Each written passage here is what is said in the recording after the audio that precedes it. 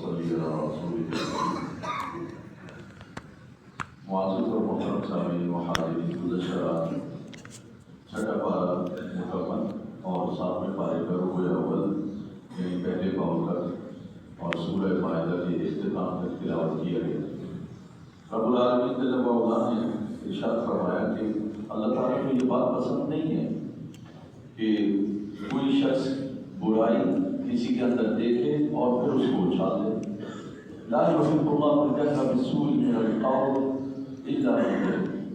اللہ تعالیٰ کو یہ بات پسند نہیں ہے کہ آپ کسی میں کوئی برائی دیکھتے ہیں تو آپ اس کے خلاف جو ہے وہ اس کو ذلیل کرنے کے لیے، اس کو کم تر ثابت کرنے کے لیے آپ لوگوں کے سامنے اس کو بیان کریں۔ اللہ پاک کو یہ بات پسند ہے۔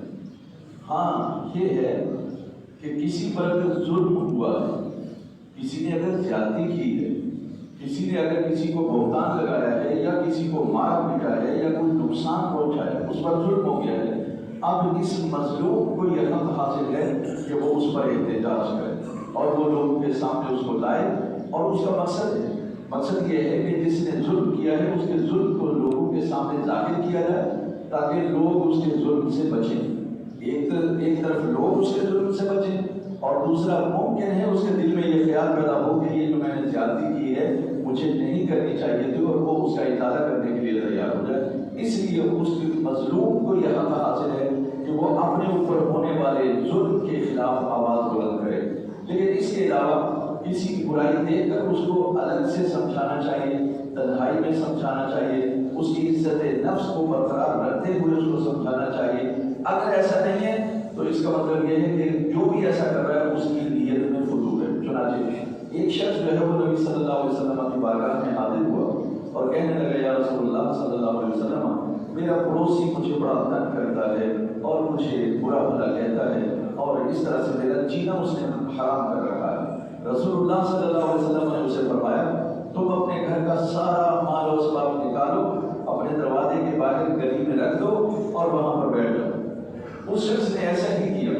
اب وہ جب لوگوں نے دیکھا، آنے جانے والوں نے دیکھا کہ یہ شخص سامان نکال کر راستے میں بیٹھا ہوا ہے، اس سے پوچھنے لگے تمہیں کیا ہوا ہے؟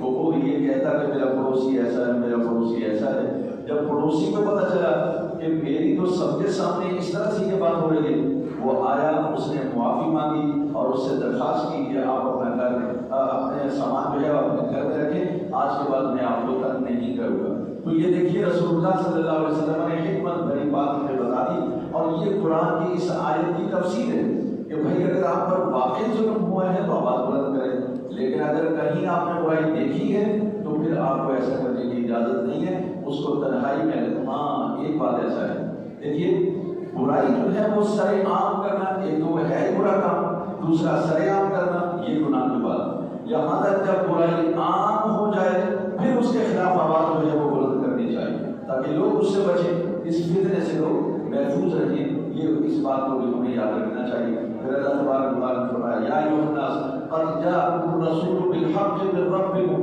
فآمنوا خیرا لکم وإن تکفروا فإن للہ ما فی السماوات والأرض واللہ علیم حکیم۔ اے لوگو، تمہارے پاس رسول حق لے کر آ گیا ہے، یعنی یہ دین کی صورت میں، قرآن کی صورت میں اور اپنے اعمال و اخلاق اور کردار کی صورت میں لے کر کے آ گیا ہے۔ آمنو فآمنوا خیر لکم، تم اس پر ایمان لاؤ تاکہ تمہیں بھلائی حاصل ہو، تمہارے لیے اچھا ہو جائے، یعنی دنیا کی زندگی بھی اچھی ہو جائے، آخرت بھی تمہارے لیے اچھی ہو جائے۔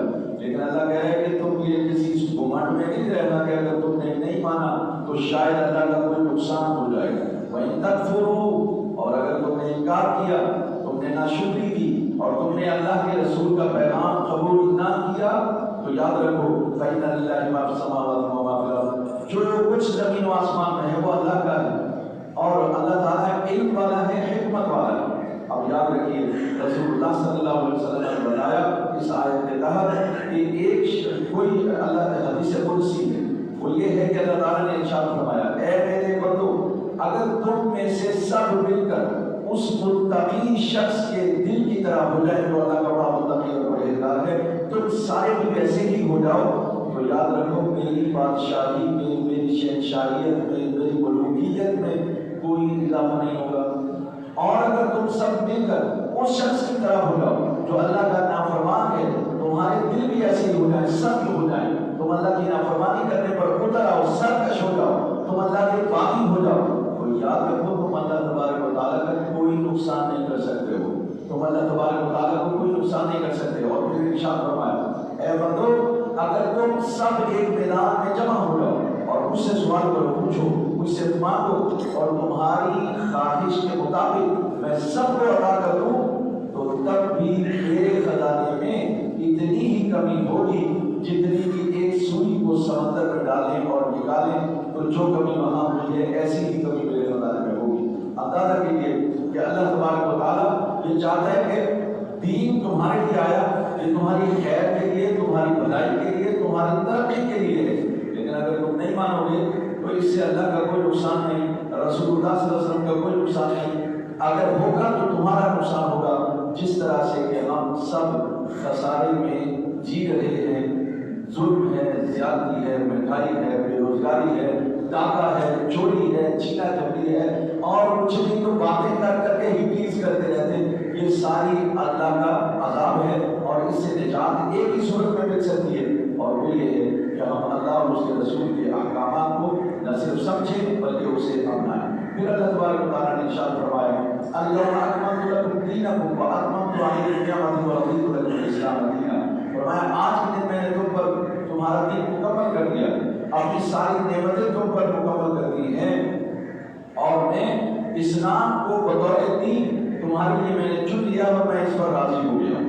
یعنی میں چاہتا ہوں کہ تم اسلام کو اپنا دین قرار دو. اسلام کو دین قرار دینے کا مطلب یہ ہے کہ تم اسلام کو اپنا آئین بنا لو، اسلام کو اپنا کانسٹیٹیوشن بنا لو اور اسلام کے مطابق زندگی بسر کرو. تمہاری سیاست، تمہاری ریاست، تمہاری معیشت، تمہارا سماج اور تمہارا رہن سہن، معاملات، لین دین، کاروبار، یہ سب دین کے مطابق ہونا چاہیے. میں اس بات پر راضی ہوں. لیکن ایک بات یاد رکھو، رسول اللہ صلی اللہ علیہ وسلم نے فرمایا من یرتد دینا فاقتلوہ، کہ جو شخص اپنا دین تبدیل کر دے اسے قتل کر دو. میں اور آپ تو اپنا دین ہم تبدیل کر چکے کیونکہ ہم جمہوریت کے لیے راضی ہیں، جمہوریت کی حمایت کرتے ہیں اور جمہوریت کے ہم ووٹ دیتے ہیں. اس لیے ہم اور آپ اس قابل ہیں رسول اللہ صلی اللہ علیہ وسلم کے فرمان کے مطابق ہمیں قتل کر دیا جائے. اور ماشاءاللہ سے ساری دنیا میں مسلمانوں کو قتل کیا جا رہا ہے اور اس کی وجہ سے بھی یہی ہے کہ ہم نے اپنا دین تبدیل کر لیا. ہم جمہوریت کے پیچھے رہ گئے ہیں، ہم نے اسلام کو چھوڑ دیا، مسلمانوں کو ہم نے چھوڑ دیا ہے. اللہ تعالیٰ نے فرمایا تھا لا تتخذوا اليهود والنصارى اولیاء بعضهم اولیاء بعض. تم یہود و نصارہ کو اپنا دوست مت بناؤ، وہ آپس میں ایک دوسرے کے دوست ہیں اور مل کر تمہیں مار رہے ہیں. ہمیں بات ہی سمجھ نہیں آئی. ہم یہ پڑھ گئے اس بات میں کہ پھر اگر ان کو دوست نہ بنائیں ان کے ساتھ، کس کو اپنا دوست بنائیں، تو اسی صورت میں مائدہ میں اللہ تعالیٰ نے فرمایا انما ولیکم اللہ ورسولہ والمؤمنون. اور اللہ تعالیٰ نے فرمایا کہ تمہارا دوست انما ولیکم اللہ، تمہارا دوست اللہ ہے، اس کا رسول ہے اور وہ لوگ ہیں جو نماز قائم کرتے ہیں. گویا دوستی کا معیار اللہ نے بتا دیا. جب کسی سے دوستی لگانی ہو تو دیکھو وہ اللہ کا کتنا وفادار ہے، وہ رسول اللہ صلی اللہ علیہ وسلم کا کتنا وفادار ہے اور وہ ایمان والوں سے محبت کتنی کرتا ہے. تو جو اللہ کی عبادت نہیں کرتا، جو رسول اللہ کی اطاعت نہیں کرتا، جو مسلمانوں سے محبت نہیں کرتا، ان کی خدمت نہیں کرتا، جو اپنا وفادار نہیں، وہ تمہارا وفادار کیسے ہو سکتا ہے اور وہ تمہارا دوست کیسے ہو سکتا ہے. لہذا اس بات کو بھی ہمیں خیال رکھنا چاہیے کہ دوست بناتے ہوئے بھی معیار ہمارے نزدیک اللہ اور اس کا رسول اور مومن ہونے چاہیے. پھر اللہ تبارک و تعالیٰ نے فرمایا یا ایھا الذین آمنوا اذا قمتم الی الصلاۃ فاغسلوا وجوہکم وایدیکم الی المرافق وامسحوا برؤوسکم وارجلکم الی الکعبین. وضو کا پورا طریقہ جسے ہم فرائض کہتے ہیں وہ اللہ نے بیان کر دیا. اے ایمان والو، جب تم نماز کا ارادہ کرو تو اپنے چہرے کو دھو لو. فاغسلوا وجوہکم وایدیکم الی المرافق، اپنے ہاتھوں کو کونیوں سمیت دھو. وامسحوا برؤوسکم، اور اپنے سر کا مسح کرو.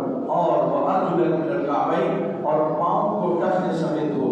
اب یہاں پر بعض لوگوں کو یہ شک ہو گیا کہ شاید وامسحوا برؤوسکم کے بعد کیونکہ وارجلکم الی الکعبین آیا ہے تو شاید اس کا تعلق مسح سے ہے. لہذا وہ اس غلط فہمی میں پاؤں پر بھی مسح کر کے سمجھتے ہیں کہ وضو مکمل ہو گیا. یاد رکھیے فامسحوا برؤوسکم یہ الگ جملہ ہے، اور یہ جو وارجلکم الی الکعبین اس کا تعلق وجوہکم چہرے سے ہے، جیسے چہرے کو دھونا ہے ایسے پاؤں کو بھی دھونا ہے۔ صرف پاؤں کو مسح کب کرنا ہے وہ اس کا ایک الگ طریقہ ہے، وہ ہے جرابوں پر مسح کرنا، اس کا مسح علی الخفین، وہ خفین کے اوپر مسح کرنا وہ الگ مسئلہ ہے، لیکن عام وضو میں پاؤں کو دھونا ضروری ہے۔ اس کے لیے رسول اللہ صلی اللہ علیہ وسلم کا یہ فرمان موجود ہے کہ جو صحابہ کرام ایک سفر میں آپ کے ساتھ تھے، وہاں جب وضو کیا تو بعض صحابہ جلدی میں کہ وقت نہیں ہے، ہمارے یہاں بھی وقت نہیں ہوتا، وقت نہیں ہے تو انہوں نے پاؤں پر مسح کر دیا۔ رسول اللہ صلی اللہ علیہ وسلم کی نظر پڑی، فرمایا ویل للاعقاب، فرمایا کہ یہ تمہاری ایڑیوں کے لیے تباہی اور بربادی عذاب ہے۔ یہ ایڑیاں کیوں نہیں دھوئی تم نے؟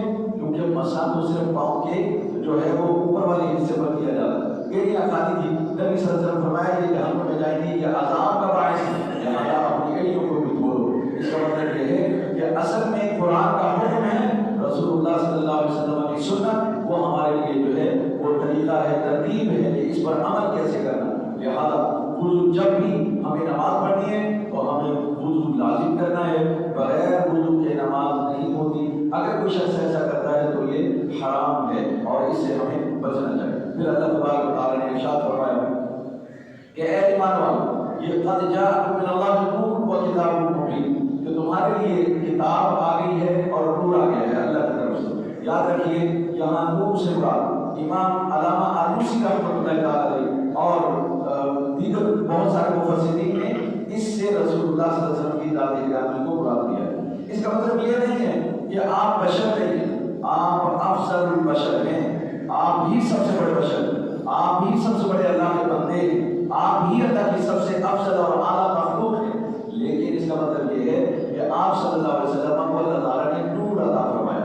اب تخلیق کیسے ہوئی یہ آپ صلی اللہ علیہ وسلم کے اول ما خلق اللہ نوری، یہ حضرت جابر سے فرمایا، اے جابر سب سے پہلے اللہ تعالیٰ نے میرے نور کو پیدا کیا ہے۔ بہرحال یہ عقیدے کی بات ہے، اور اگر کوئی ایسا عقیدہ نہیں رکھتا اور صرف بندہ مانتا ہے رسول اللہ صلی اللہ علیہ وسلم کو تب بھی کوئی حرج کی بات نہیں ہے، لیکن رسول اللہ صلی اللہ علیہ وسلم کی ذات سب سے اعلیٰ افضل بندہ ہے، اور سب سے اور یہ بندہ ہونا یہ ایک سب سے بڑا رتبہ ہے جس پر صرف رسول اللہ صلی اللہ علیہ وسلم کی پورے اترتے ہیں، کیونکہ آپ کامل انسان ہیں، کامل بندے ہیں، باقی بھی بندے ہیں لیکن وہ کامل نہیں ہیں، وہ ناقص ہیں، اور رسول اللہ صلی اللہ علیہ وسلم کامل اللہ تعالیٰ کے بندے ہیں۔ لہٰذا رسول اللہ صلی اللہ علیہ وسلم سے محبت اور عقیدت کا تقاضا یہ ہے کہ آپ صلی اللہ علیہ وسلم کے مقام اور مرتبے کو سب سے اعلیٰ اور افضل جو ہے وہ مانا جائے۔ پھر آپ صلی اللہ علیہ وسلم کے لیے اللہ نے فرمایا یا ایھا الرسول بلغ ما انزل الیک من ربک وان لم تفعل فما بلغت رسالته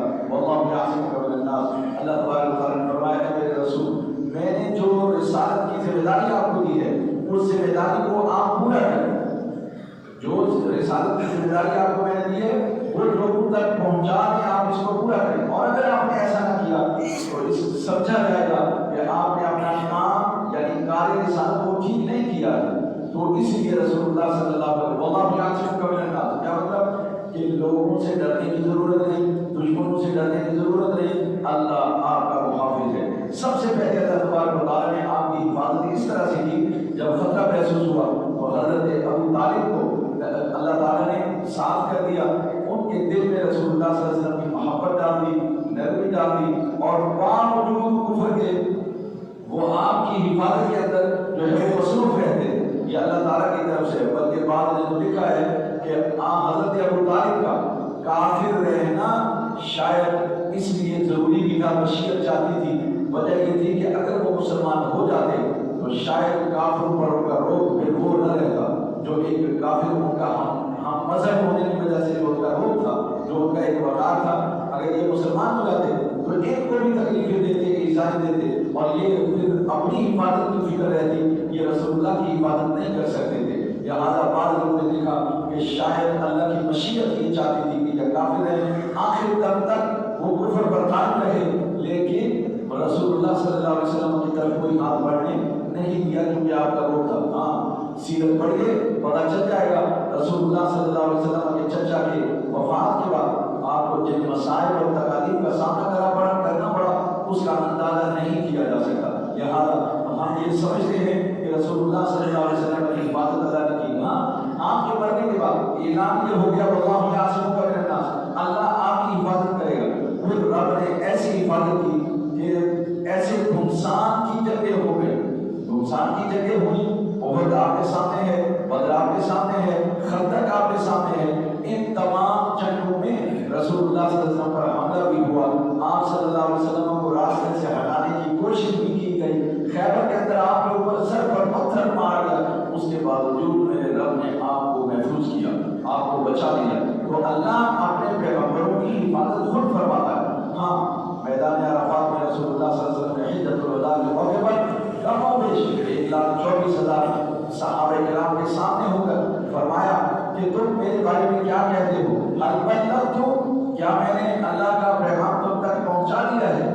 تو تمام صحابہ کرام نے بیک آواز ہو کر یہ کہا قد بلغت وأدیت ونصحت. یا رسول اللہ آپ نے اللہ کا پیغام ہم تک پہنچا دیا ہے، کار رسالت خوب انجام دیا ہے، آپ نے ہمیں نصیحت بھی کر دی ہے، ہماری خیر خواہی اور بھلائی کی باتیں بھی آپ نے کر دی ہیں، ہم اس کی گواہی دیتے ہیں. تب رسول اللہ صلی اللہ علیہ وسلم نے آسمان کی طرف منہ کیا اور فرمایا اللہم شہد، اللہم شہد، اے اللہ گواہ رہنا میں نے تیرا کام کر دیا ہے، میں نے تیرا پیغام لوگوں تک پہنچا دیا ہے. اس کا مطلب یہ ہے کہ رسول اللہ صلی اللہ علیہ وسلم دنیا سے چلے گئے. اب آپ کی امت کا یہ کام ہے، آپ کی امت کا یہ کام ہے جو کہ نبی صلی اللہ علیہ وسلم نے فرمایا فَلْيُبَلِّغِ الشَّاهِدُ الْغَائِبَ، جو حاضر ہے وہ جو غیر حاضر ہے ان تک یہ بات پہنچا دیں.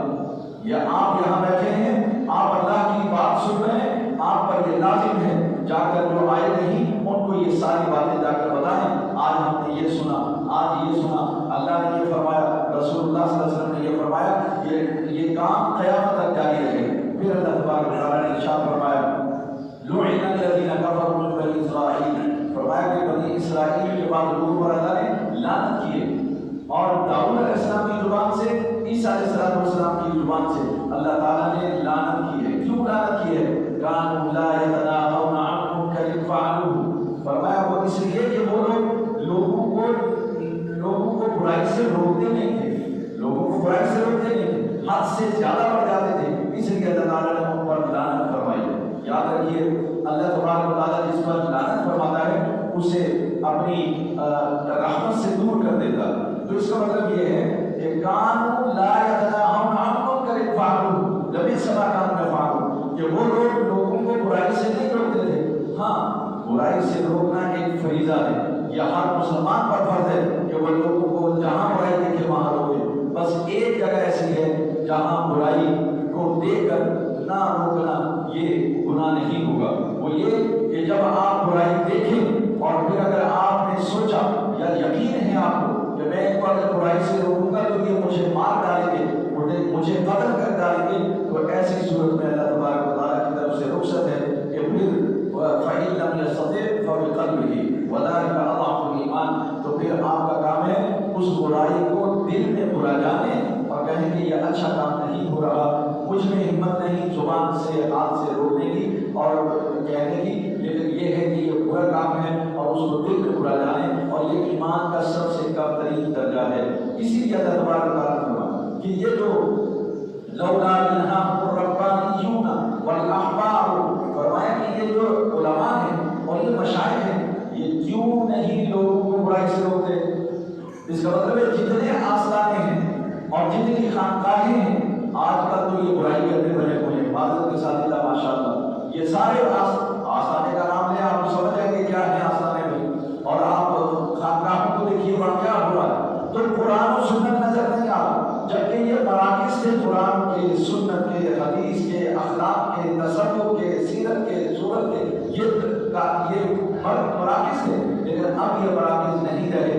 قرآن نے ذکر کیا ہے لولا ينهاهم الربانيون والاحبار بما استحفظوا من كتاب الله، اور اسی طرح آگے وہ اقلهم الصحف، کیوں نہیں انہوں نے روکا یہ مشائخ اور یہ علماء، یہ کیوں نہیں لوگوں کو حرام کھانے سے روک رہے، یہ کیوں نہیں بتا رہے کہ سود حرام ہے، یہ کیوں نہیں بتا رہے کہ رشوت حرام ہے، یہ کیوں نہیں بتا رہے کہ چوری حرام ہے، یہ کیوں نہیں بتا رہے کہ ڈاکہ حرام ہے، یہ کیوں نہیں بتا رہے کہ ملاوٹ کرنا حرام ہے، یہ کیوں نہیں بتا رہے کے کم توڑنا جو ہے حرام ہے، یہ ان کی ذمہ داری ہے اور ان کے اوپر زیادہ فرض ہے، کیونکہ انہوں نے خود کو دین کا ٹھیکیدار بنا رکھا ہے، انہوں نے ٹھیکہ دے رکھا ہے کہ ہم دین پہنچائیں گے، ہم لوگوں کی اصلاح کریں گے۔ پہلے اپنی تو اصلاح کرو، پہلے اپنے گھر کو اور اپنے آستانے کو، اپنی خانقاہ کو قرآن کا مرکز بنا لو، اسلامی تعلیمات کا مرکز بنا لو، اسلامی اقدار کا مرکز بنا لو، اسلام کا اخلاق کا مرکز بنا لو، تو پھر وہاں سے یہ فیض آگے جاری ہوگا۔ اور اگر ایسا نہیں ہوگا تو پھر کبھی بھی کوئی فیض جاری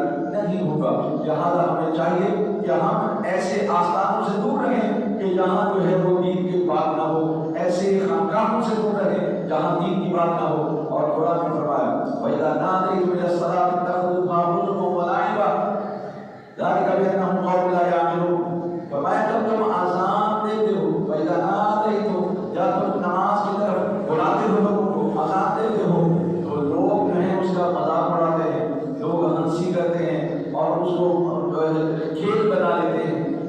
یہ اللہ نے یہ بھی وجہ بتائی ہے کہ کیوں ایسا کرتے ہیں۔ ذَلِكَ بِأَنَّهُمْ قَوْمٌ لَا يَعْقِلُونَ، یہ بے وقوف ہیں، احمق ہیں، کمعقل ہیں، جاہل ہیں، اس لیے اذان سنتے تو اس سے ان کو مذاق ہوگا، اس سے مذاق ہوگا۔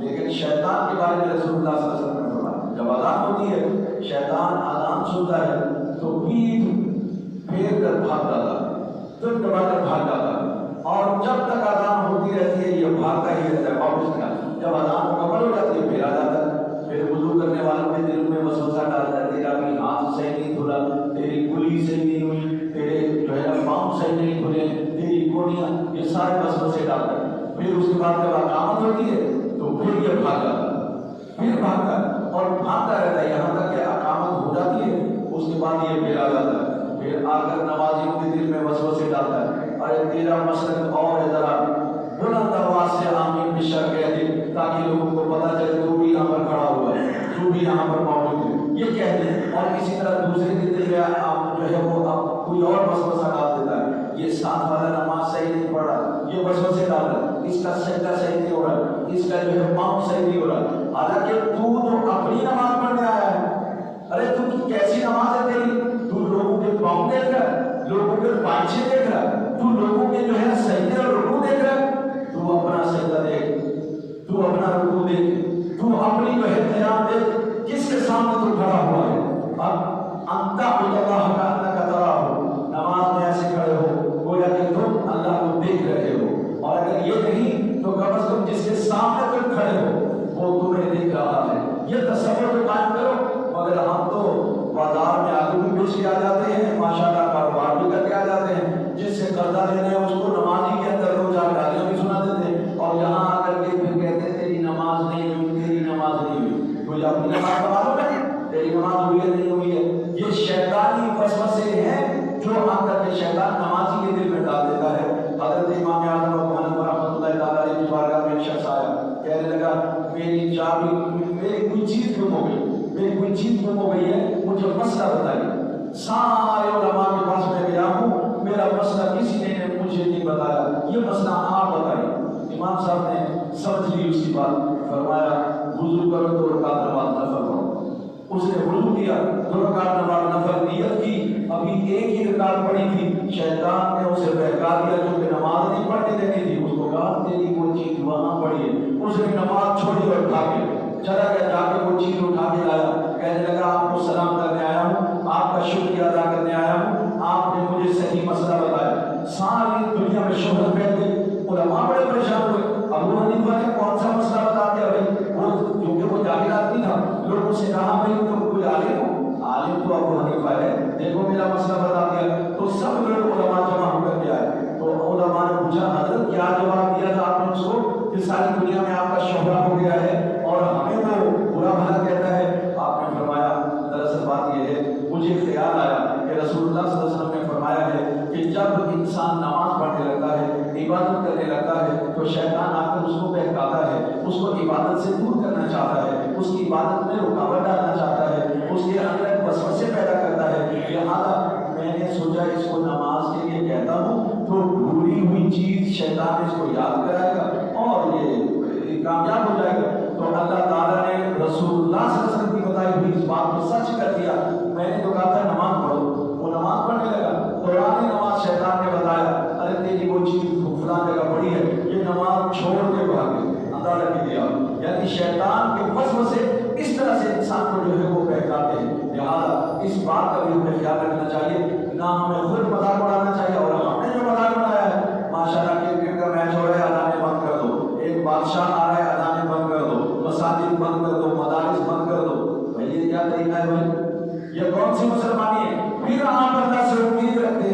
اللہ کرم فرمائے. ماشاءاللہ آپ نے تو خود اپنی حالت پر کرم نہیں فرمایا تو پھر اللہ آپ کی حالت میں کیوں بدلے گا؟ ان اللہ لا یغیر ما بقوم حتی یغیروا ما بانفسہم. اللہ کو کسی قوم کی حالت کو بدلنے کی کیا ضرورت ہے بھائی؟ وہ کوئی محتاج ہے تمہارا؟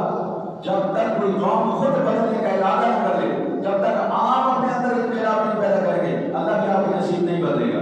ایسے ہی ذلیل و رسوا ہوتے رہو گے جب تک کہ تم انقلاب کا اپنے اندر اپنے اوپر اسلام نافذ کرنے کی تم جو ہے وہ کوشش نہ کرو یا ارادہ نہ کرو. پھر اس کے بعد اللہ تبارک و تعالیٰ نے ارشاد فرمایا یا ایھا الذین آمنوا لا تحرموا طیبات ما احل اللہ لکم ولا تعتدوا ان اللہ لا یحب المعتدین. اے ایمان والو، حلال چیزوں کو حرام نہ کرو، حلال چیزوں کو حرام نہ کرو اپنے اوپر. ایک صحابی آئے، یا رسول اللہ صلی اللہ علیہ وسلم میں گوشت کھاتا ہوں تو میری شہوت میں اضافہ ہو جاتا ہے، میں نے تہیہ کر لیا ہے کہ آج کے بعد گوشت نہیں کھاؤں گا.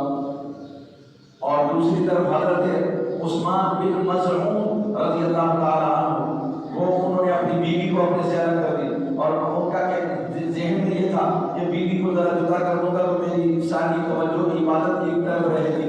انہیں شاید یہ بھول گیا تھا کہ بیوی کی خدمت کرنا یہ بھی عبادت ہے، بیوی کے ساتھ دوسرے سلوک کرنا یہ بھی عبادت ہے. نبی صلی اللہ علیہ وسلم نے خود فرمایا خیرکم خیرکم لأہلی وانا خیر منکم. آپ نے فرمایا تم میں بہترین آدمی وہ ہے جو اپنے اہل خانہ کے ساتھ اچھا سلوک کرے، اور میں تم میں سب سے بہترین آدمی کیونکہ میں اچھا سلوک کرتا ہوں اپنے اہلیہ کے ساتھ، اپنے بچوں کے ساتھ، اہل خانہ کے ساتھ. تو یہ رسول اللہ صلی اللہ علیہ وسلم کے یہ صحابی جب انہوں نے ایسا کیا انہیں تنبیہ کی گئی کہ حرام چیزوں کو اپنے اوپر حلال چیزوں کو اپنے اوپر حرام نہ کرو. اور یہ مسئلہ یاد رکھیں، اگر کوئی حرام چیز آپ نے اپنے اوپر حرام کر لی، میں گوشت نہیں کھاؤں گا، میں دودھ نہیں پیوں گا، میں دہی نہیں کھاؤں گا، تو اس سے یہ حرام نہیں ہوتی، اس سے یہ حرام نہیں ہوتی. ہاں ایک چیز ہے جو بڑی نازک ہے وہ حرام ہو جاتی ہے، اور وہ یہ ہے اگر کسی نے کہا کہ یہ بیوی مجھ پر حرام ہے تو بھائی بیوی جو ہے وہ حرام ہو جائے گی، اس کو طلاق ہو جائے گی، وہ پھر امی بن جائے گی، وہ پھر اس کے بعد آپ کی بیوی نہیں رہے گی. یہ بات یاد رکھیے گا. ایسا نہ ہو کہ آپ کہیں کہ دہی میں نہیں کھاتا، شہد میں نہیں کھاتا، کوئی بات نہیں، وہ حرام نہیں ہوگا. لیکن اگر آپ نے یہ کہا کہ بیوی کے ساتھ میں اتنا عرصہ نہیں رہوں گا یا میں بیوی کے ساتھ نہیں رہنا چاہتا، تو یاد رکھیے بیوی پھر آپ کے قابل نہیں رہے گی. اس کے الگ مسائل ہیں کہ وہ آپ نے ہیلا کیا ہے یا قسم کھائی ہے یا جو بھی ہے وہ ایک الگ مسئلہ ہے، وہ کبھی درپیش ہو تو پھر آپ مسئلہ پوچھیے گا، پھر آپ کو بتا دیا جائے گا. تو یہ اللہ تعالیٰ نے فرمایا کہ حرام چیزوں کو حرام مت کرو. اور پھر اللہ تبارک و تعالیٰ نے یہ بھی فرمایا کہ یہ جو لا تقتلوا الصید وانتم حرم، جب تم کر لیتے ہو احرام باندھ لیتے ہو تو احرام باندھنے میں بہت ساری چیزیں ہیں وہ حرام ہوتی ہیں. یعنی جانور آپ شکار نہیں کر سکتے اور کسی جانور کو مار نہیں سکتے. 4-5 جانور ہیں جیسے چیل ہے، کوا ہے، بچھو ہے، ایک چوہا ہے، ان کو جو اذیت دیتے ہیں مضر ہے، حاجی ان کو مار سکتا ہے، حاجی ان کو مار سکتا ہے. اس کے علاوہ کوئی شکار نہیں کر سکتا. ہاں جو سمندر ہے، دریائی چیزیں ہیں، وہ اس کے لیے شکار جو ہے وہ حلال ہے. اور آخری بات آتی یہ ہے یا ایھا الذین آمنوا علیکم انفسکم. ہم تو پہلے ہی اس پر عمل کرتے ہیں، یا شیخ اپنی اپنی دیکھ.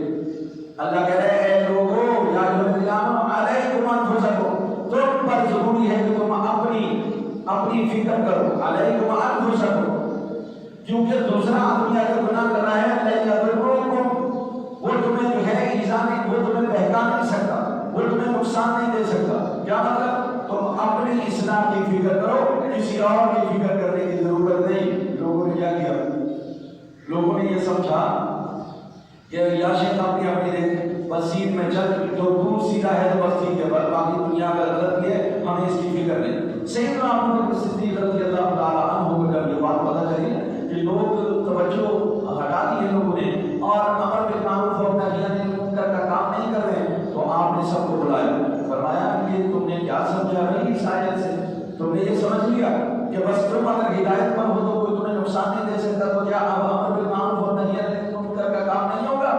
نہیں. فرمایا میں نے رسول اللہ صلی اللہ علیہ وسلم سے سنا ہے، جب تم برائی دیکھو اور باوجود اس کے کہ تم روک سکتے ہو ہاتھ سے یا زبان سے اور تم نے نہ روکا، تو قریب ہے کہ اللہ تعالیٰ اس عذاب میں تمہیں مبتلا کر، یعنی وعید ہے اس پر.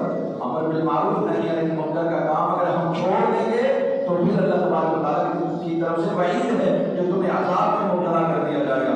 مجھے یہ لگتا ہے یہ جو معاشرے میں اللہ کا عذاب آیا ہوا ہے، ہر طرف نحوست، ہر طرف مفاد پرستی، ہر طرف جو ہے آنا والا میری بس میں ہوں باقی کوئی نہیں، یہ تکبر، یہ غرور، یہ بے روزگاری اور یہ جتنے جرائم ہو رہے ہیں، چوری ڈاکہ، یہ سارے کے سارے صرف اللہ کے عذاب کے طور پر ہیں۔ اور اس لیے کہ ہم نے نہی عن المنکر اور امر بالمعروف کا کام چھوڑ دیا۔ میرے ذہن میں ایک بات اور آ گئی، لیتے جائیے، انما جزاء الذین یحاربون اللہ ورسولہ ویسعون فی الارض فسادا ان یقتلوا او یصلبوا او تقطع ایدیہم وارجلہم من خلاف او ينفوا من الارض۔